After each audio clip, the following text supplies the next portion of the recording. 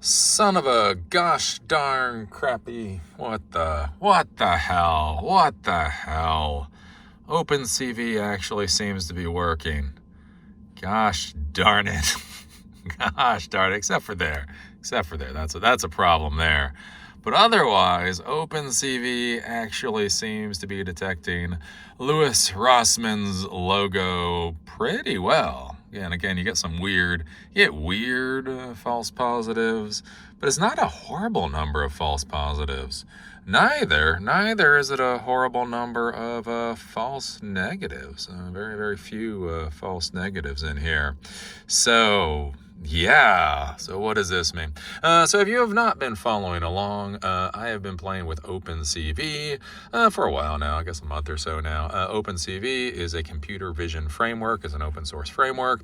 You can use it to detect images in pictures. You can also use it to detect images in video, like live streaming video. And the cool part is you can actually create what are called your own cascade filters. And these are basically objects to detect. I created a little robot. I created one of my little drone robot things. I trained it to see Louis Rossmann's logo and basically sent it on hunter-killer mode to attack and take down Louis Rossmann. This is how I plan to make my $1 billion. I will create the Louis Rossmann hunter-killer drone, and then I'll sell it to Apple for $1 billion. It's a plan. Don't know if it's a good plan. Anyways, the issue was it working pretty good, but not great. Like, it worked good enough to be like, wow, that's cool. But like, not good enough to be like, wow, that works great. You know what I'm saying? Like, I don't know, it'd be kind of like pretty janky or whatever. And so I realized the issue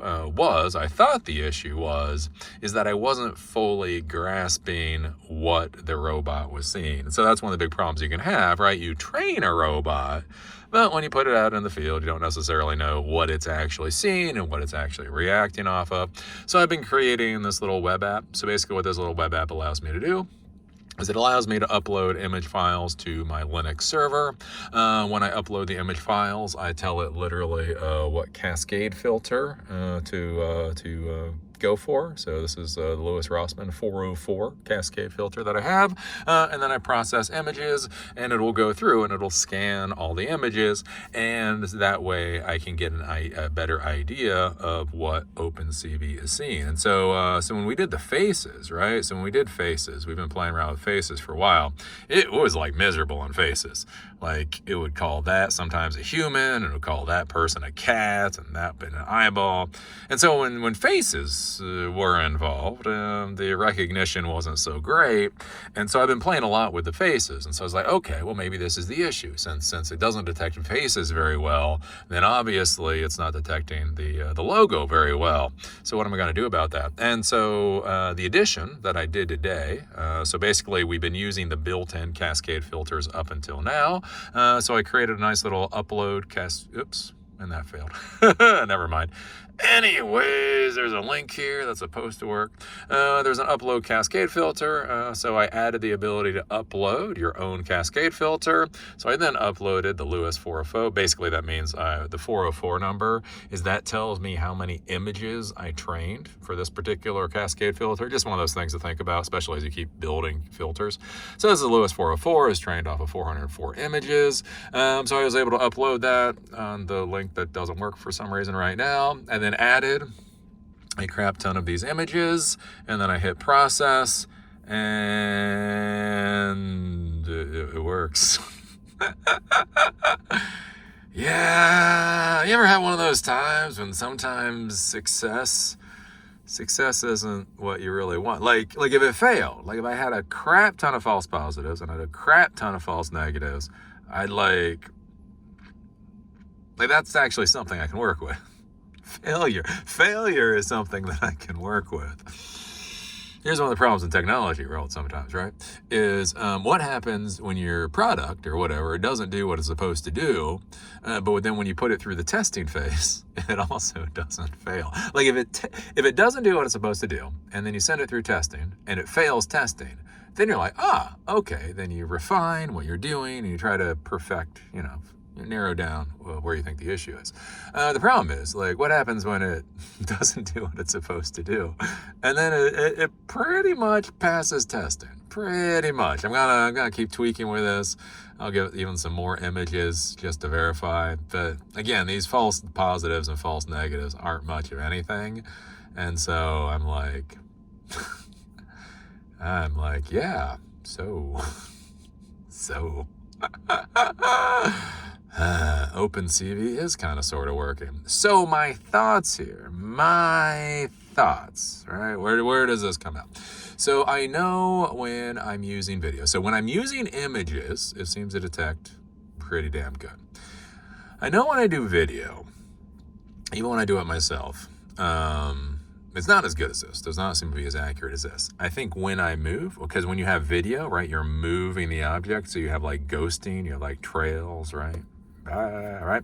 And so I'm thinking maybe the image quality is relatively poor since it's real-time video. And when there's movement, right, when the image is moving, maybe that's a hell of a lot harder to detect. And so that's why my little robot car is futzing out. So what my thought is with the robot car is, it goes back to that whole question of what is real time and even what is video, right? So I use a Raspberry Pi. So with my Raspberry Pi, I have a camera connected to it. You can either do video or you can just take pictures really damn quickly. Right? I don't know quite how fast it can take pictures, but it can take pictures pretty damn quickly. And so if it takes a picture, it is actually a much better quality image, right, than a video file. And it's much more likely to actually grab the picture of what's going on. And then if you process against that picture, you may get, or I may get, a much better result. So again, we're gonna have to see how fast a Raspberry Pi is. Like if I had a computer, I could be taking multiple pictures per second. I could be taking multiple pictures and processing per second. Again, Raspberry Pi, it's good for what it is, but it is what it is. But, if I could take a picture maybe every second, maybe if I can take a picture every half second, if I could take and process a picture every half second, that may end up actually getting me better results than an actual video feed. If will it do it? I don't know. I don't know if it'll do it. But that's kind of the thought. That's where we're at. So anyways, there we go. We are getting closer. To taking down the Louis Rossmann sheep. He's going down. We're going to be sending the bot army after him. But this is this success is actually frustrating. Like even here, right, that's actually, right, that is the logo, and it did ping off of it. It didn't ping quite properly, but it didn't ping off of it. It's like, damn. I think that's one thing, like a lot of people don't talk about, like in the tech world, like being a professional, technology professional. What happens when you don't want success? What happens when your product goes through flying colors? It does exactly what it's supposed to do, flying colors. And you're like, but I didn't want it to do flying colors because the thing it's supposed to be testing for is broken in the production model. So if this is flying colors and that's still broken, I'm not really sure what to do next. Except for take pictures really, really, really, really, really quickly. So anyways, this is what I've been working on. I'm not really sure what the hell happened here. I swear, I thought this was working. Undefined key files.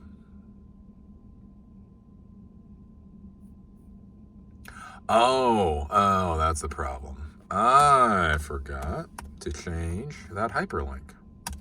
Yay! Okay, that's what it's supposed to be. So you click that other link, and then you're supposed to get here. I screwed up the hyperlink. It's an HTML hyperlink. Come on, it's not rocket science. It is a hyperlink. So anyways, I forgot the little form thing. So anyways, you come here, and then you choose. Cascade filter or whatever else. So this is what I did. I chose that. If you choose something else, it'll simply fail out. So I try to upload a picture here. Upload filter. Did not upload. You try to upload a JPEG. All right, so make sure you don't upload crap. Again, garbage in, garbage out. So anyways, that's where we are today. So, okay, I hope this is a good lesson in the real world of coding and projects. We're going to keep moving. We're going to keep trying to figure out what to do next. I will upload this code with the fixed hyperlink, up to GitHub, as always, so you can play along at home if you like.